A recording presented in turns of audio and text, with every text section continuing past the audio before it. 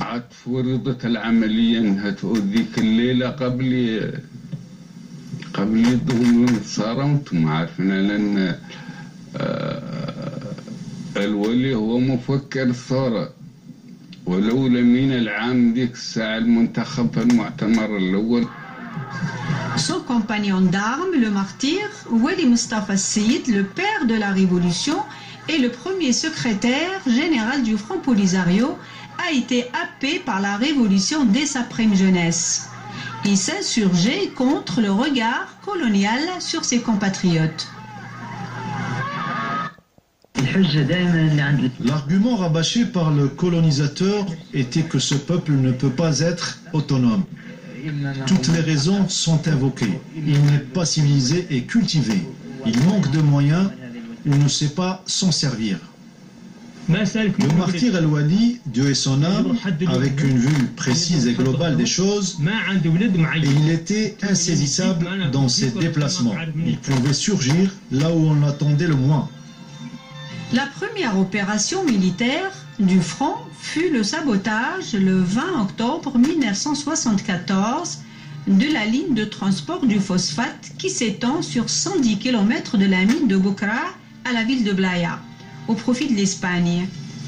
L'action stimula les citoyens sahraouis qui manifestèrent dans toutes les régions pour exiger le départ de l'Espagne.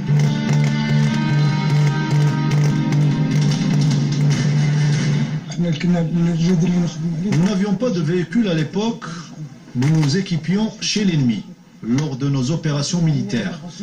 Malgré notre nombre réduit et un ennemi nombreux, nous parvenions à faire des prisonniers et à prendre leurs armes. Sous les pressions conjuguées de la guérilla du Polisario, des manifestations de la rue et des résolutions de l'ONU, l'Espagne décide alors de se retirer de la région et de mettre fin à sa colonisation. Le ministre espagnol des Affaires étrangères, Pedro Cortina Mori, déclare à Mustafa Seyid, le secrétaire général du Polisario, vouloir mettre de l'ordre au Sahara. L'Espagne exprime son intention d'organiser un référendum libre et honnête, une promesse qui se révéla vaine. Si ce référendum avait été organisé, Sarit al-Hamra et Oued al-Dahab seraient aujourd'hui indépendantes. Le retrait espagnol ne fit qu'attiser davantage les convoitises du Maroc, avide de dominer la région et d'en cueillir les fruits. Le roi Hassan II s'empressa de demander au secrétaire général de l'ONU de soumettre le dossier sahraoui à la Cour de justice internationale. Il espérait un avis consultatif qui légitimerait la prétention marocaine à ses pseudo-droits historiques sur le territoire. Le 12 mai 1975, une mission de l'ONU se rendit à l'Ayoun pour enquêter sur les prétentions du souverain marocain.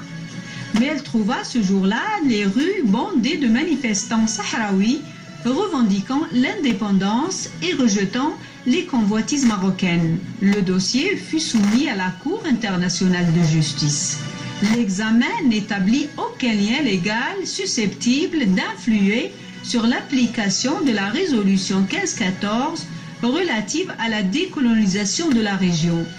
La conclusion en est le principe d'autodétermination à travers l'expression libre et honnête de la volonté des populations s'imposer. Tel était l'avis émis par la Cour internationale de justice dans un rapport de 60 pages publié le 16 octobre 1975. Cet avis de la Cour internationale de justice provoqua la fureur du roi. Il prit les devants pour imposer le fait accompli par la force.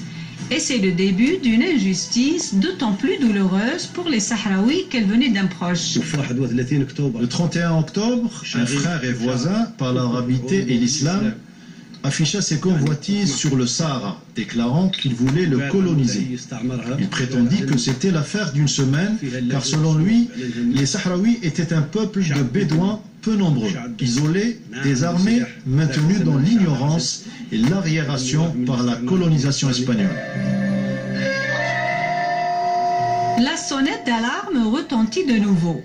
La légalité internationale fut bafouée lorsque le Maroc occupa militairement la ville de Jdiria avant de lancer fin octobre 1975 25 000 soldats pour occuper les positions précédemment contrôlées par l'Espagne et l'agresser ainsi un peuple pacifique.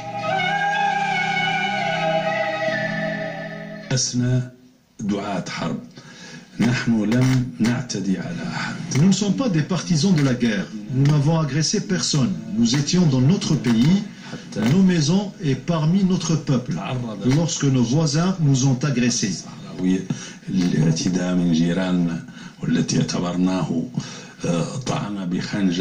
C'était un véritable coup de poignard dans le dos. En effet, nous étions tout près du but, après un siècle de confrontation, de résistance et de combat contre le colonialisme espagnol. Nous avons réussi à lui faire admettre notre souveraineté et à l'engager dans un processus d'indépendance totale.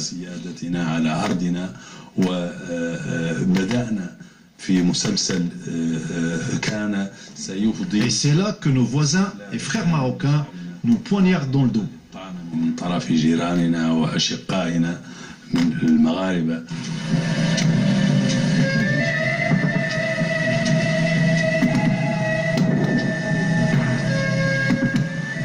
Après à peine une semaine de l'intervention militaire de l'armée marocaine, le roi Hassan II demande à son peuple d'entamer une marche verte et d'expulser les Sahraouis chez eux. C'était une journée épouvantable car les Marocains étaient d'une rare férocité.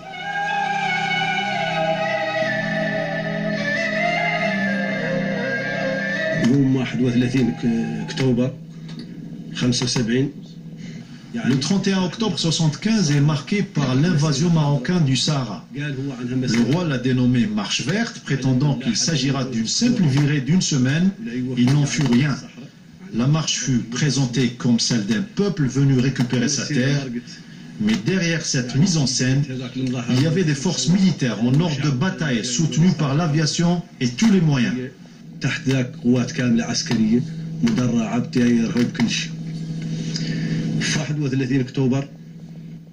Le 31 octobre 1975,